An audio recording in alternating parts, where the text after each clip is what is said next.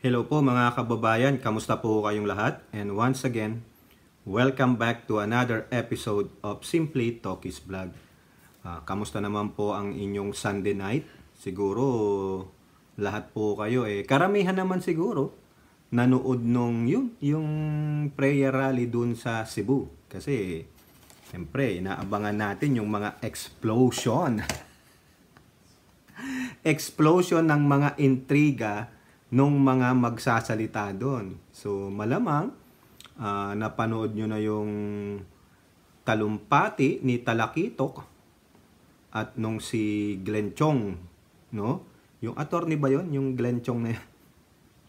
Akala ko ba prayer rally? Bakit may nagsasayaw?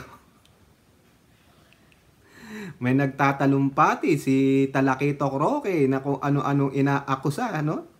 Napanood ko po pero ayaw ko na pong isama na lalo lang nating pagdidiinan yung kanilang walang kakwenta-kwentang mga naratiba, mga patutsada, lalong-lalo na sa ating first couple at kay speaker, no? Nakakaano lang po yung nakakaasar. Yun na lang siguro yung tamang term, no? As much possible wag natin silang tularan na minumura natin sila, pinapakyo natin sila. Meron ba kayong napanood na parang isang prominenteng religious leader o nandun ba si Pacquiao? Hindi ko po kasi tinapos Ang gusto ko lang makita, mapanood, yung huling-huli, yung talumpati ni Prime Minister ni Baal, no? Actually, fast forward kasi pasensya na po kayo, hindi naman po tayo nakakaintindi ng Bisaya, so hindi ko naman po maintindihan. So kinuha ko lang po, may 2 puntos akong napakinggan at na isa Tagalog naman ni Prime Minister ni Baal, kaya yan lang po yung ating bibigyan ng komento at reaction. So yung kay Talakitok, ano ba yan? Campaign. Dapat hindi prayer rally, sinasabi ko na Dapat political rally for 2025, no? Yung nagsalita kayo, hindi naman kayo nagbigay pugay sa Diyos. Puro paninira. At yung mga nakikinig naman sa inyo, na-bless ba sila? Na-bless? Hindi. Di ba? Bago po tayo magpatuloy, tayo po'y magbibigay pugay sa lahat ng ating channel members, followers, subscribers, nagla-like at nagsishare ng ating mga videos, doon po sa nagsishare ng kanilang mga blessings through super chat, super stickers, and super thanks. Maraming salamat po sa inyo and may God bless you all. At uulitin ko, ako po'y nagagalak at natutuwa doon po sa mga nagko-komento po ng kanilang mga opinion doon sa mga videong naping napapanood. Wala yung mga tanong-tanong na bayaran, ganon. Yung nabayaran ka, magkano ba? Wala na po, napi-paid away na po sila. At maraming salamat din po doon sa mga regular na mga viewers natin, no, sa ating mga video premiere, no. Alam nyo na kung sino kayo, hindi ko na kayo ma-mention no.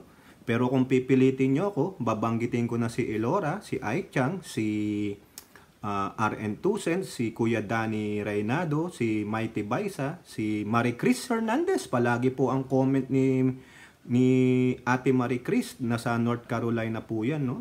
Sa lahat po ng video nakikita ko, laging siya ang numero 1 doon, nagkokomento.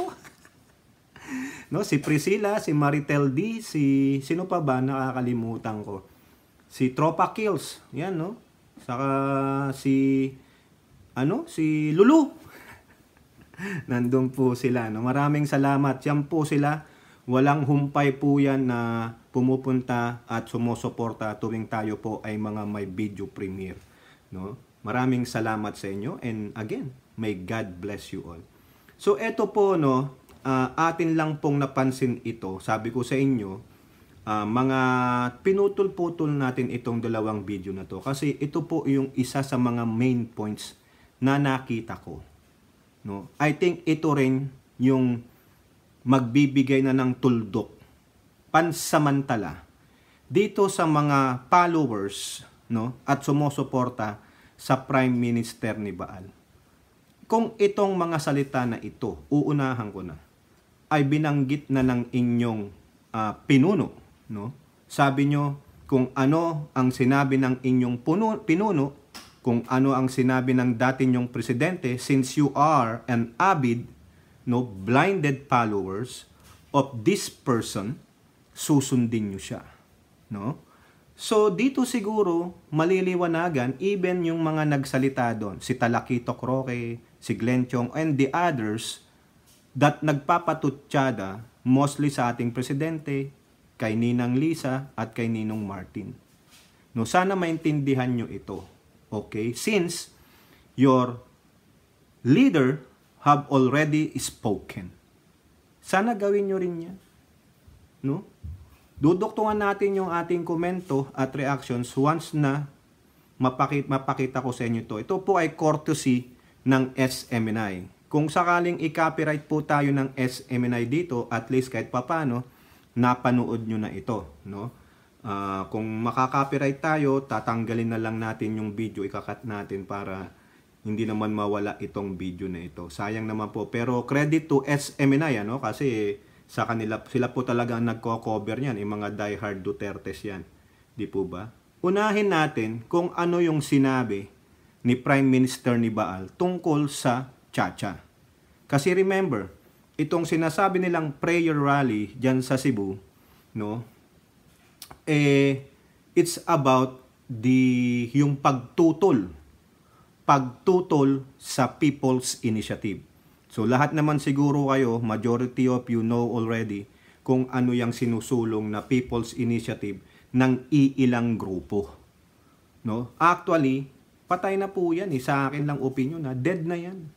Hindi na nga po yan sinusulong ngayon. Wala nang balita dyan eh. Even Jaime Marcos, parang nawala na sa radar na yan. Ang radar niya ngayon is yung AKAP. Yung mga isiningit na mga probisyon kuno sa General Appropriation Act. So therefore, dapat wala na to. Pero andyan na yan eh, nakaplano na eh. So there's nothing we can do, just we have to bear it, we have to suck it, kumbaga nga. Di ba? Yung bang ipinilit eh. Di ba yung tawag doon? Tama ba, Hattori, sa Tagalog yun? You suck it, dude. Parang ganun, just suck it. Hindi po yung kabastusan. It's just a parang salita lang na tanggapin mo na lang. Ganun, nandyan na eh. Di ba? Sa English kasi madaling sabihin. Without malice. Without any insinuation na masamang salita yun. No, hindi po ganun. Wala po tayong, wag kayong ano ng inhibitions about the one I uttered. No? Hindi po kabastusan yun. No? Pero kung malisyoso kayo, bahala kayo sa buhay ninyo. Di po ba? So, ganun yan eh. Naiplano na. Kasi kung hindi nila itutuloy itong prayer rally against the People's Initiative, mapapahiya sila. Pero tayo naman, na nakasubaybay naman sa karamihan ng balita yung nagaganap, siguro alam natin na this People's Initiative is already dead. The one moving on, mostly on the Senate, is the charter change. The charter change just to amend the economic provisions. However, marami pa rin pong mga mambabatas, particularly the members of the Senate, ang masyadong paranoid. Ayan po mga kababayan, narinig nyo may tumawag na antala tayo. Kasi nagpapa-order tayo ng pizza para sa mga bata. Alam nyo naman, no? Yun ang mga gusto nila eh. Ako di ako makakain ng maraming ganyan. Pizza lang muna, lazy Sunday po. So, balik tayo doon sa Senado. Ulitin ko lang, they are just paranoid. Marami po silang mga iniisip kasi kinakabahan po sila. Na iniisip nila na ito, pag nabuksan po kasi daw, sabi nila pag nabuksan mo ang amendments, nagkaroon na ng revisions once dyan sa ating Constitution, it will bring a domino effect. No? Mabubuksan na ganito yung article, baka meron na naman magsusulong ng ganito, at ang pinakakinakatakot nila is to amend the terms of the leaders, particularly the president, no? Ganito, ganyan. Pero sa palagay nyo ba, ang presidente, gusto niya pang manatili sa pwesto, hindi naman siguro ganid ang Pangulo, wala siyang ganong pag-iisip. Pero sa akin mga kababayan, magalit na kayo sa magalit kayo. Mas gugustuhin ko pa, siya na muna ang manatili until we find a replacement for him. Pero yung mga ganun kasi pag tumatagal, nagiging diktador, nagiging authoritarian. No? Magalit kayo nga. Sabi ko sa inyo, magalit kayo sa magalit. Pero ganun po yung tingin ko. The longer the leader serves, no, beyond the tenure set by the Constitution, minsan nagiging led to authoritarian and dictatorship. So siguro sabihin na natin, another term of 6 years, pwede. Sa akin. Di po ba? Pero, kung makakita naman tayo ng talagang nararapat na magpapatuloy ng magandang gawain nung nagdaang administrasyon, why not? Di po ba? Sa Senado, yan ang iniisip nila eh. Once na binuksan natin ito, pinakialaman natin to, it will give you a precedent or a domino effect. Sunod-sunod na yan. Pero ang gusto lang talaga ng Pangulo, if and only if, ito yung condition, if and only if, no? Kung itong mga mambabatas na to ay they will stick to what the President said, no? Kung talagang economic provision lang, siguro sa aking opinion, it will only last for 2 months debating about it. Kung ano yung dapat idagdag doon sa economic provision, sa Article 12 ba yun? Correct me if I'm wrong, ano? Di po ba? Oh, sorry for you saying that word again. Correct me if I'm wrong. Okay? Doon lang eh. Kung wala na yung mga insinuation na, pala, parang yung kay Robin, di ba, nag-propose siya ng ganong amendments. Wag na yun. You stick to what the President said. Pero may mga tao kasi na masyadong mapaglaro ang isip. Masyadong advance mag-isip.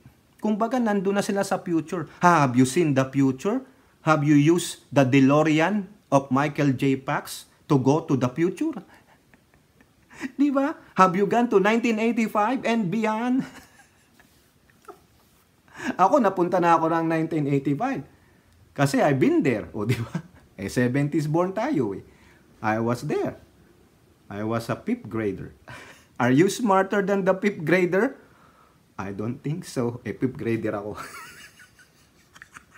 Di ba, Ilora? Hindi, yung sa akin lang mga kababayan, kung ganun lang sana kadali, just like, kung ako lang, ganun lang naman kasimple, yun lang gusto ng Pangulo eh, unless otherwise, he have another motive about it. Kasi ang kinatatakot nila, okay, ngayong taon ito, kinalkal natin tong economic provision, binago natin ang Constitution, given that one. Pero do you think, in the succeeding years, like 25, baka may maisip ang Pangulo, may magdikta sa kanya, may mga ahas dyan, sabi nga nung buwakang inang ito, baka ma-persuade nila ang Pangulo. Oy, PBBM, since nabago naman na, baka gusto mo pa itong isingit. Because people obey you and follow you and they worship you. Di ba? Kung matokso si PBBM. Huwag kayong magalit sa akin. Ganun lang yung kinikwento ko sa inyo. Pero, sa aking opinion, malabong mangyari. Sa tingin nyo, gustong panghawakan ni Pangulong Bongbong? No? Ang Pilipinas ng beyond 6 years? Diba? Unless otherwise, there's some unforeseen, no? Unforeseen circumstances. Yung po yan. Pwede. Unforeseen hindi natin alam kung ano yon. It's not deliberate, but unforeseen. Okay? Kaya, nabibinbin tayo. Puro na lang sila iringan. Why don't you just go to a consensus? Diba? Itong dalawang leader na to, kinakausap naman pala kayo ng Pangulo. Sabi ng Pangulo dyan, nadulas siya, sinabi niya yan. Diba? Nandun siya sa interview ng isang event na parang, I forgot acronym lang Sabi niya, lagi ko naman kinakausap yung kamera Yung both houses, lagi kami nag-uusap. O diba? Tapos nag-iiringan kayong dalawang house dyan? Sinong ginagago nyo? Di ang presidente. Mag-usap kayo. It's not for your own self-interest, but put first the interest of the nation, of the Filipino people. If that economic provision will really, 1,000% will help us in our economy, will help us to uplift our economic status, including the economic status of every Filipino family, why not? Why not we try it? Try it. Diba? Kung pumalpak man yan, so be it. At least we did try it. Para bang may maganda kang plano but you did not try it, then you still fail. Maganda na try mo if you failed, and then part of your experience. One for the books, di ba? There's nothing wrong in failing. Kasi bago ka mag-succeed, mag-fail ka muna. Bibihira yung mga taong nag-success ka agad. Unless otherwise you came from a very wealthy family. That you were born in the bed of money. Pero sa mga katulad natin, we have to work hard. We have to experience failure. We have to experience pain bago tayo maging successful. We have to experience rejection in any form bago tayo maging successful. Di po ba? Bakit hindi magawa yan? Bakit palagi na lang yung mga kontra? Mostly itong mga framers daw sila ng Constitution. It seems that was way ago, years ago. Why not? Look at the trend of this economy. We are lagging behind. And the economy is what? Bleak ang future eh. Diba? Dito nga mahal-mahal ng bilihin. But we keep on adjusting. Di po ba? Tapos kayo, ayaw nyong amendahan itong Constitution. Sinasabi na nga ng Pangulo na ang daming gustong mag-invest, maganda ang future ng Pilipinas, but we are being hold up with this economic provision that is written in the Constitution. Hindi natin pwedeng baliwalay ng Constitution because that's the highest law of the land. Di po ba? Hindi na lang sila makipagtulungan, makipag-usap, ano ba talaga ang plano? Isinapubliko naman ng Pangulo ang naisin niya. Economic provision lang. Wala na eh. Kasi kayo, yung mga malilisyosong utak, ay hindi lang economic provision yan. Meron pa yung mga terms. Ng putik naman. Nagta-terms limit kayo eh. Bakit sa LGU? Forever sila dyan. Diba? Dapat ganun din ang gawin nyo sa lahat. Pag naging presidente na, tama na. Hindi ka na pwedeng tumakbo pa sa congressman, sa gobernador, sa senado, o sa LGU. No. Retire ka na eh. Presidente ka na. Tapos na. You already accomplished big enough. Vice President, okay, pwede maging presidente. Lumaban. Diba? Sa mayor naman. Hanggang 3 terms lang. That's it. Wala na ha. Tama na. Ganoon para hindi sila maging mga lords of that place. Diba? Wala yung mga dynasty. Puta. Yung pala ayaw nyong magtagal lang sa isang Pero diyan sa inyong mga lokal forever. Yun ang tinatawag nyong my forever. Diba, Elora, Aichang? My forever. Kayo kaya? Nagtatanong lang, magagalit na yung dalawa sa akin. Mumurahin na ako ng dalawa na yun. Bakit kami ang lagi nababanggit nyo? Kayo ang palaging malapit, di ba? A and E. Di ba? Alam palang anong kasunod ng A? B? Wala namang B. Si Mami B. busy yan si Mami B. Di ba? Di nga tayo napapansin ni Mami B. Tapos gusto nyo banggitin ko dito si Mami B. Hindi pwede yun. Magagalit naman sa akin si Mami B. Beautiful girl. Kaya bagay na bagay yung pangalan ni Mami B sa awiting Beautiful Girl. Beautiful girl, wherever you are. Wherever you are daw, Mami B. Nasaan ka nga ba? Eto na. Pasok na tayo dito kay Prime Minister ni Baal. Muang nalimitahan niya ang kanyang pagmumura. Napansin ko lang mga kababayan at kaibigan, pag nakapagbanggit ng pagmumura si Prime Minister ni Baal, sinisensor ng SM na nagsalita siya ng FUCK. Sabi niya, yawa na nga lang, yawa. Ano ba yung yawa? Siguro pasensya na po sa mga Bisaya. Siguro po ba yung yawa ogag, ganun, no? Tama nyo na lang ako. Ha? Pisting yawa. Yun na lang, pero yung kanina na una kong nadinig yung FUCK, ginanon ng SN. O eto po, maganda naman ang mga sinabi dito ni Prime Minister ni Baal. Pakinggan nyo ha, it's all about this economic charter change. O eto po mga kababayan. Ako mo supportar ko. I would support any changes in the Constitution that would enhance, improve, or whatever would make the Filipinos happy. I am for it. Walay problema. Basta wala lay musod nga interest para ugma nila. Ngunay Constitution, well, we can only say, let's go ahead. If you want katong people's initiative, whatever, para nako, if you can gather enough signatures all over the country, which is really very hard to do, dirita sa Constituent Assembly, Congress converting itself into a body that would change the Constitution. Muna na plano nila ron, murag anong People's Initiative, wala mo take off.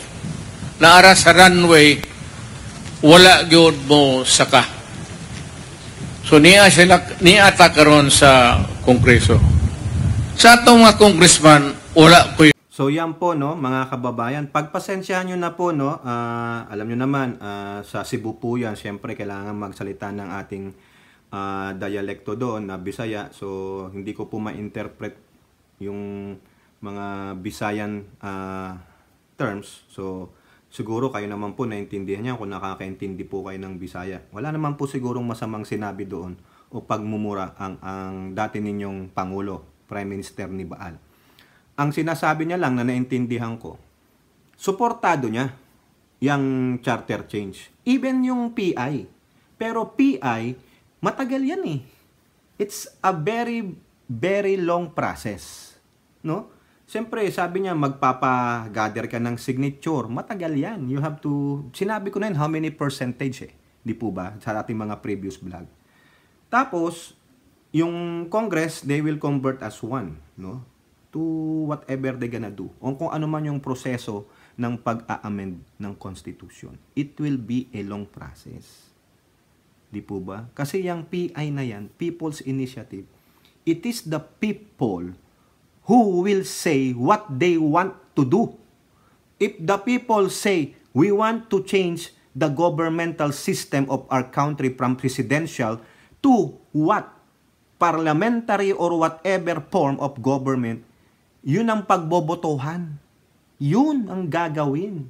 Kasi it's the people. It's the people's voice. Kaya nga, people's initiative. No? O, kayo ba? May alam pa ba kayong ibig sabihin ng people's initiative? It's the voice of the people. Sila ang magbibigay kung ano ang gusto namin mangyari dyan, ilagay nyo sa Constitution. Pero pag didibatihan, pag-aaralan, yun ang kinakatakot ng iilan, lalo na ang mga senador. Pero ang dati niyong presidente, si Prime Minister ni Baal, sabi niya, I will support. Bakit? As long as for the benefit of the Filipino people and the country. Doon siya susuporta. Yun naman talaga ang gusto natin, di ba? Set aside niyo muna ang politics ninyo, set aside niyo ang inyong mga pangsariling interest. Sinabi niya rin na kung ang balak lang para sa charter change ay isa ang economic provision, so be it. Pero kung may interest pang iba ang mga mambabatas, yan ay mali na. Hindi na. Kasi mayroon dyan talaga, may layunin sila na they want to stay in power forever. Kaya nga 'di ba, sabi ni Senator Tambalina na itong 1987 Constitution ay ginawa laban sa Marcos. For what? So they cannot stay forever in power just in case manumbalik sila sa pinakamataas na posisyon, the like of Ninong PBBM, who is now the president of our country. So therefore, si Nong PBBM, he can no longer hold power for how many years because the Constitution limit that term. You only have 6 years, 1 term lang. Yun din ang sabi ni Duterte. Binigyan ka ng 6 years dyan. Gamitin mo na. Di po ba? 6 years and 6 years only. So be it. Di ba? Ngayon, kung meron mang pagbabago, nais baguhin sa Constitution, it will be for the future generation. Na alam natin na kaya na natin. So, para hindi. No? Kung nagbabalak kayo na magkaroon pa ng mga personal interest aside from economic provisions, kasi maraming hindi papayag, mga kababayan. Ako lang. Gusto ko manatili si Pangulong Bongbong Marcos. Tapusin niya 6 years. And along that 6 years, tignan natin how he will govern.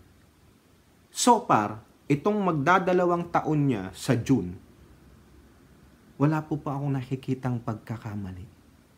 Wala pa akong nakikita mismo kay Pangulong Bongbong Marcos as the president. Hindi ko sinasabi na perfect ang gobyerno niya. There's no such perfect government. Hindi ko sinasabing walang mga tiwali dyan to the lowest government official who's holding a position. No, mula sa barangay kapitan, sabihin nyo na.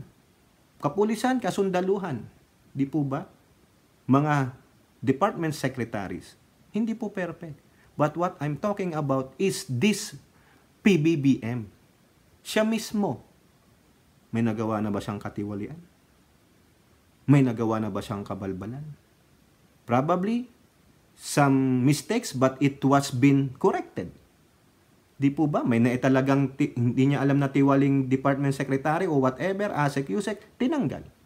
May mga pulis na tiwali, tinanggal. Patuloy po ang pagsabat sa mga illegal na droga. Nababasa ko po. Gusto ko nga pong i-vlog sana kaso baka tayo'y mayari ni YouTube kasi nakabasa ako sa isang araw, 3 bayan na operasyon ng illegal drugs. Basa ko po O bigyan ko ng pahapyaw kayo. Karamihan nandyan sa Visayas. Laki. Yung biggest haul pa, yung 6.8 billion aside from dun sa Subic. Di po ba? At ito rin ang nakikita ni Duterte. Ni Prime Minister ni Baal. Mamaya, papaano ko sa inyo yung video na to. 3 minutes lang po kasi pinutol ko Just to isampal kay Harry Roque and their minions na patuloy na winawalang hiya through their mouth ang Pangulo, si FL Lisa at si Speaker. Di sana, kung may mali na si PBBM o si Speaker dito, binanata na ni Duterte. Ang speech ni Duterte is almost 80 minutes. Almost 80 minutes. Like an hour, ilan ba to? 71 minutes, parang ganun, no? Sobra pala ako. Hour and 11 minutes. Kasi, kung may pagkakamali na to, si Speaker at si PBBM, binanata na ni Duterte. Wala Nag-istorya ba? No? Nag-istorya. Ang mas mahaba pa ang istorya ni Prime Minister ni Baal, even though na hindi naman ako nakaintindi ng Bisaya ba. Pero, parang ginaganon ko, mukhang di naman to patungkol sa gobyerno ni Pangulong Bongbong Marcos. Di ba? Kayo po, itama nyo ako. Mostly istorya. Nag-istorya ba? Sabi nga nila. Ganun po ang aking pagkakaintindi. Bibihira lang yung kanyang batikos. Wala nga pong batikos Ang sabi niya lang, pag kayo may ginalaw dyan sa Constitution aside from economic change at palawakin ang mga termino ninyo, yun ang magka-problema. Diba? Yun ang ayaw nila. Kasi iniiwasan nga ang pagiging dictatorship, ang pagiging authoritarian. Sana gawin nyo yan sa mga local government unit. Diyan nagsisimula yung mga lording No, yung tinatawag nyong you're lording the province or the city. Kasi, how many terms you gonna be re-elected? And sometimes of that, naging kumpiyansa na kayo, yun na, nagsimula ng pagiging askal ninyo, corrupt ninyo, o di ba? If you can give the president and the vice president only 6 years, why can you not do that the same? 5 years sa mga mayor, that's it. Pahinga ka muna. How many years? 10 years ka magpahinga. Tapos, pwede kang ma-re-elect. O, di ba? Ganon. Ganon din sa mga congressman. So, they will know. You give chance to others to govern. Ganon. Di ba? Bias kayo eh. Yung iba, nagiging dynasty. Hindi pwede yun. Kunwari ako may anak, kakandidato, papalit sa akin. No, hindi ganon. Wala sa mismong pamilya mo yung ganon sana, no? Ako lang nangangarap na halimbawa ako naging mayor. Sabi mo na 6 years. Hindi na ako pwedeng mag-re-election o yung asawa ko o kung may anak man ako, hindi pwede. Wala sa pamilya mo. Immediate family mo, wala. No? Pwede siguro pinsan mo. Kapatid, no, hindi pwede. Wala.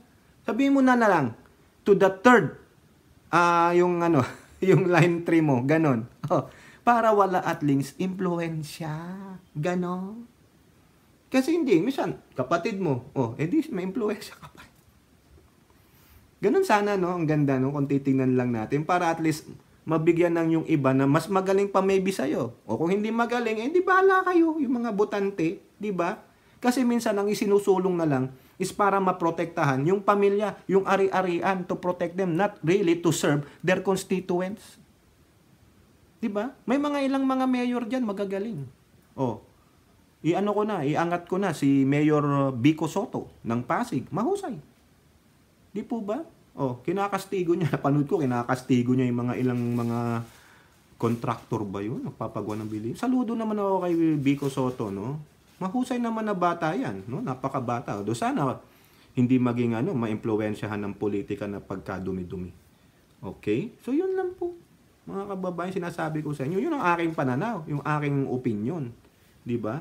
Ayaw nyo na pala ng ganito katagal dahil nga natatakot kayo sa pagiging diktador. Give chance to others. Why not put that in the law? No, hindi lang presidente, hindi lang busy, hindi lang mga lawmakers, kundi so yun po, no, mga kababayan, meron na namang kumatok. Yung pizza natin, dumating na. Ang bilis po. Domino's. Yun po ang medyo mura eh.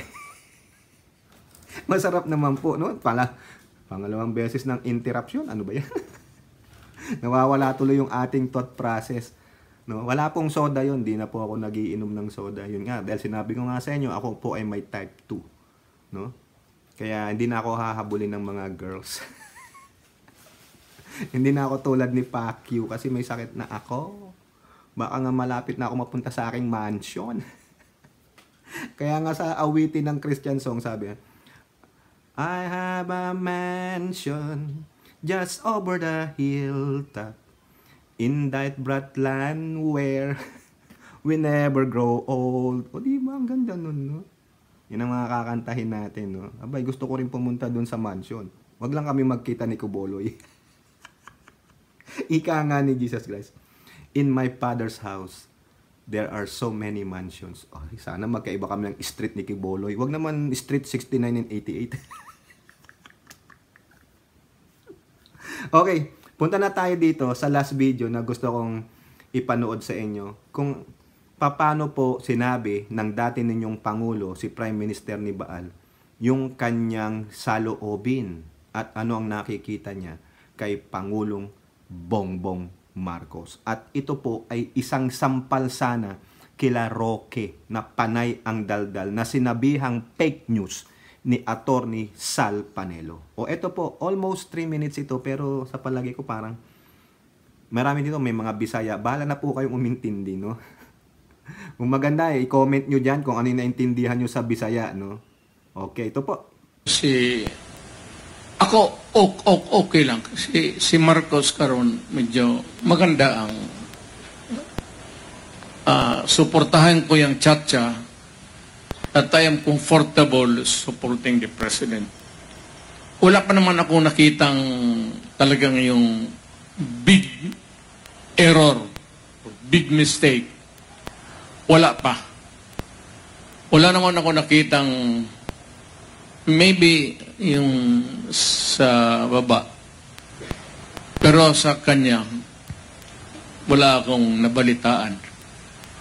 So I continue to support him.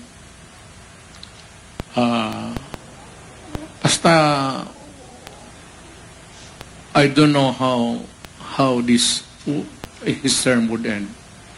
Pero tingin ko maganda ang takbo niya. Kaya lang, yung mensahe, ang mabuti lang, yung military, pati pulis, nagpabilin nga medyo disiplinado. Lalo na ang military. Namakpak mo na, retired siguro, kaya ang pensyon, nasao na lang. Kaya nadanghaw ko man, military, daghan mi nangan ni. Ang uban ikas Manila, lupan rin, maminaw lang sa ugunsay hungihong aning Chacha. Okay ko, as long as it is not intended to benefit the incumbent. But pasabot, si Marcos kutubra diya sa one term, 6 years. Ug i-amend niyang constitution, join him, and I will operate with him. But dili na applicable sa iya. Because ug iyang i-amend ang constitution para makadagan sa usab, mo na nay problema.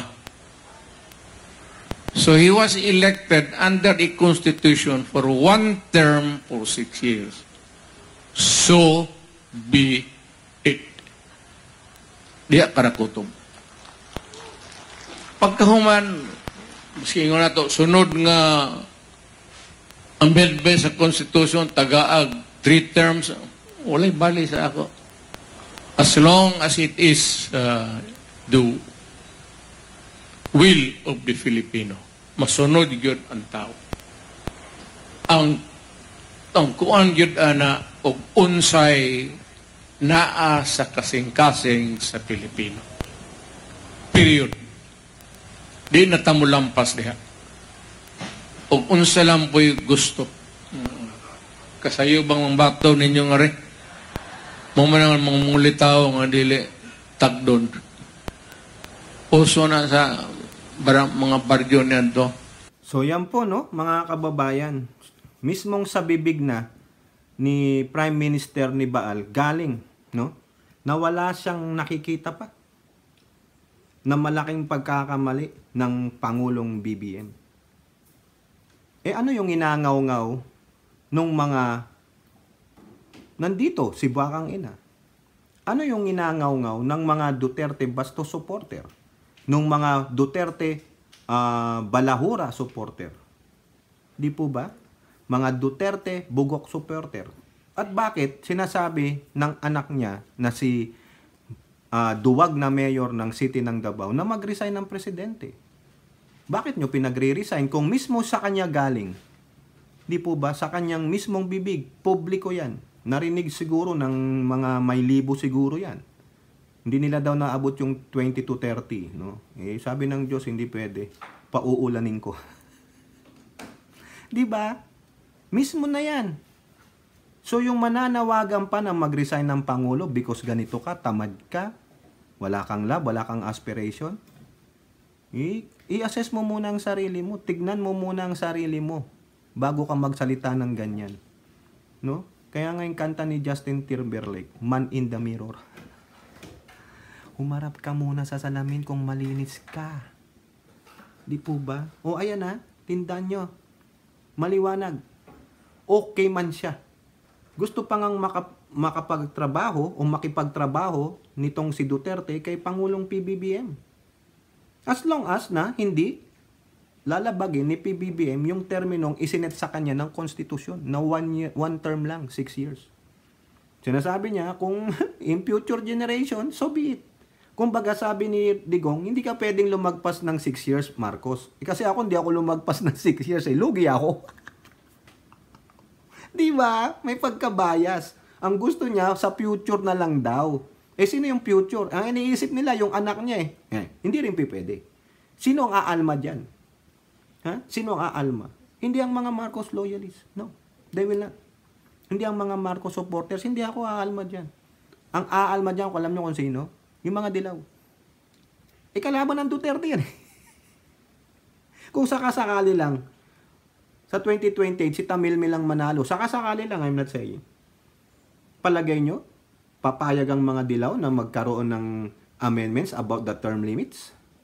Baguhin ang gobyerno? Hindi Duterte nakaupo dyan, hindi pwede.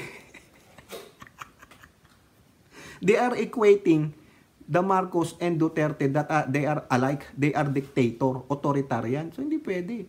Ang inaano lang ni Digong, wag namang yung gawin kay Marcos, lugi ako. Wag niyong gawin ganyan. Kasi, suportahan ko man siya sa kanyang economic provision, pero wag na yung kanyang term. Wag na. Unsa man. Tama ba yun? Yung sinabi ko, mga kababayan. Di ba? Wag na daw. Wag daw. Sa iba na lang. Bala na silang magkarambola dun sa 2028. Tayo, manunood na lang tayo. Kung walang Marcos diyan, kung hindi si Sandro, no, ang tatakbo, hindi pa siguro siya pwede, we are on the sidelines watching. Di po ba? Kaya, eto sa mga Duterte Burak supporter, sa mga Duterte Bastos supporter, no, mismong galing na sa inyong leader, nang galing na mismo sa kanyang bibig. Publiko yan, public. Inatter niya na wala pa siyang nakikitang malaking pagkakamali ng Pangulong Bongbong Marcos. He is in the right direction. Now, kung merong magsasabi dyan, now list out. Kayo dyan, kung merong mang madadayo ditong mga Duterte Burak supporter o mga Bastos supporter, lagay nyo dyan sa comment section. Tapos ipipicture natin kayo. Kung meron man. Yung napakalaki. Kasi yun ang sinabi ng inyong leader Wala siyang nakikita, pero siguro sasabihin nyo, bulag siya. Baka kayo mas magaling. Di po ba? Sabihin nyo, foreign trip. Bakit? Blunder ba yun? Palagyan nyo ba si Duterte hindi nag-foreign trips? Hindi, yung First Lady, hindi na pinag-uusapan dito ang First Lady. Ang pinag-uusapan natin dito ay yung pamumuno ng Pangulong Bongbong Marcos and Bongbong Marcos alone.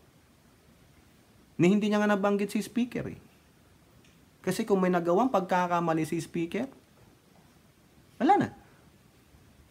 Nababoy na dyan. Ang pinag-uusapan natin dito si Duterte hindi si Roque, hindi si Glenn Chong o yung mga nag-speak pa doon. No. I don't give an F with them. Di ba? Ito usapan natin dito. Baliwalay nyo si Roque, wala yan. No? May gusto yan, hindi na pagbigyan. Baliwalay nyo si Glenn Chong, may gusto yan, hindi na pagbigyan. Ganun naman talaga. Hindi sila makamove on. They cannot accept the fact that they have been what? Diminished to a trash. Ganun po yun. Kaya masakit ang loob nila. Feeling nila nasaktan ng ego nila. So what? Anong klaseng tao ayo? If you cannot accept your fate, na ganun pala ang mangyayari sa inyo. Paano pag sinabi ng Diyos ganun din? Ikaw, palalo ka, punta ka doon sa impyerno. Magtatampo ka ba? Ganun? Gawin mo, mag-move on ka. Maghirap ka. Ipulfill mo yung dream mo. Ganun po tayong mga Pilipino. You must have an aspiration. You must have a dream bigger than the universe para marating mo yan. Pero wag kang aasa-asa lang. Wag kang yung gumanon lang. May dream ka nga pero nakagalong ka naman, nakatambay ka lang o wala kang ginagawa. Di wala rin. Di ba? Kaya ito maliwanag na mga kababayan yung sinabi ni Prime Minister ni Baal. Wala. Tulad din ng mga ating uniform personnel. Sinabi nila, we are Hindi kami partisan. Loyal kami sa Constitution. Di ba? Oh, yung mga nabali-balitang mga maggagawa ng katarantaduhan, wala. Nakwash po sila. Because of the good leadership of the PNP chief and AFP chief. And also, the DND secretary. Di po ba? Nalaman nila, ay kung makikigulo tayo, ano mangyayari sa ating bansa? Wala. Magiging paulit-ulit na lang yan, redundant na mangyayari. Di ba? O, matutuwa siya. Even the retirees. Maayos lang sana yung pension nila, walang problema yan. Ginagawa naman po ng paraan ng Kongreso na hindi po madi-disadvantage ang ating gobyerno. Di po ba? Lahat magbe-benefit in a balanced equation. Yun. Kaya, itong mga gagago pa sa presidente, no? Pwede ba? Maging tamang opposition naman kayo. Yung may nilalaman ang inyong pag-uupose. Oppose nyo, halimbawa, gumawa ng executive order, hindi naman pala tama. Gumawa ng proyekto, nalustay lang ang pera ng kaban ng bayan, may nagnakaw doon. Yun ang gawin ninyo, yun ang i-expose ninyo, hindi yung tulad ng ginagawa nyo, mostly kay FL Liza. Sinasabi nyo siya ang nagtitimon, sa ating bansa. Nasaan ang pruweba? Di ba? Kung may ganito, baka nga yung pag-ulan dyan, sinasabi nila, baka pati yung pag-ulan dyan sa Cebu Rally, kagagawan ni FL Liza, nag-cloud seeding daw. Tingnan nyo yun, insinuation na yun. Di ba? Parang ito, lahat na lang. Pati break up ni yung dalawang mga artista, yung mga break up dyan sa artista. Di ba? Yung pagdidiborsyo ng mga mag-asawa, kasalanan ni FL Liza lahat. Kulang na lang pati yung pag-assassinate sa mga previous presidents, pati yung mga World War, ikabit kay Liza. Ito pa masakit. Baka pati yung pagpapapako sa krus ni Jesus. May kinalaman si FL Liza. Di ba ganun eh? Lahat na lang. Ito, lahat. Kaya lahat ng mga sinasabi ni Pacquiao galing dito. Di ba? Dinadawit nila. Wala namang mapakitang ebidensya. O ito, ebidensya. Ebidensya yan. Video evidence. Audio evidence na sinabi niya. Wala ako pang nakikitang malaking pagkakamali ni Marcos. He is on the right direction. Wag lang nilang gagaguhin yung iba pang provision sa Constitution na palalawigin nila yung kanilang termino. They want to hold on to the power. No, hindi pwede. Kasi hindi nangyari sa akin eh. Hindi pwede kay Marcos. Pwede mangyari sa future generation, pero hindi pwede sa akin kasi kahihiyan yun.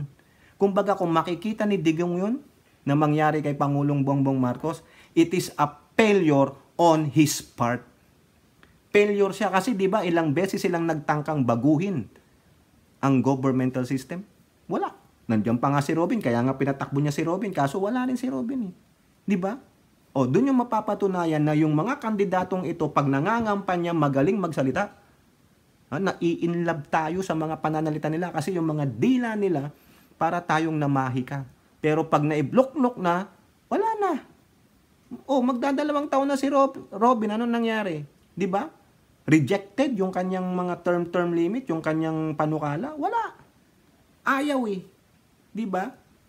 Kung sana nalaman natin yan doon sa during the campaign, sabihin natin di mangyayari ang sinasabi mo. Hindi siya nanalo. Kasi na wonderful tonight tayo. Na macho bagito ba ako? Ganun. Macho! Kasi gandang lalaki. Yan ang napapala nyo. Di ba sabi niya? Good. Ano yan? Good looks, good health. Pero walang good manners. Di ba? Katanga-tanga. Natanga tayo mga kababayan. Okay? So yan po maliwanag. Ebidensya, ulitin ko para na akong sirang plaka ulit dito. Ebidensya na sinabi ni Prime Minister ni Baal na wala siyang nakikitang malaking kabalbalang ginagawa pa ni Pangulong Bongbong. He's on the right track. Ang gusto lang economic provision at baka tulungan ko pa siya. Di po ba? Kaya kayo dyan na mga mambabatas, huwag niyong suwayin ang gusto ng Pangulo. Ngayon, kung may nakita kayong ebidensya na ang layunin pala ng Pangulong ito ay kunwari lamang na economic provision, may iba pa, ilantad ninyo. Pakitaan nyo kami ng ebidensya ng tulad ng ganito. Nasaan? Na-record nyo ba yung boses niya na nag-uusap sila ng mga Congress na, idagdag nyo to ha, palawagin natin ang ating termino. Doon, pwede natin siyang kastiguhin. So far, wala po. Di ba? Wala. Si FL Lisa? Ano kasalanan ni Lisa? First lady lang siya. Ganyan din po ang ginawa nung kay Madam Imelda. Kasi alam nila na in love itong mag-asawa sa isa't isa. They work together. They are good together. They are working good if they are together. May nagagawa, natatapos na proyekto if they are working together. Ganun po yung nangyari noon kay Madam Imelda. Kaya tingin nila, dinidiktahan niya si Apo Lakay. Ganun din ang ginagawa nila ngayon. They want to go after PBBM through his wife. Pero matalino po si FL Abogada yan 'Di ba? Kaya kayo, yung naratiba ninyo, yung galawan ninyo, galawan din nung mga nandoon nung 1970s or 60s. Nung 65, di ba, naging presidente ang Apo Lakay. Ganun kayo. Pero yan, hindi mangyayari. Hindi papayag ang mga loyalista because they suffered a lot already. Poprotektahan si PBBM. Ewan ko lang kay Amy.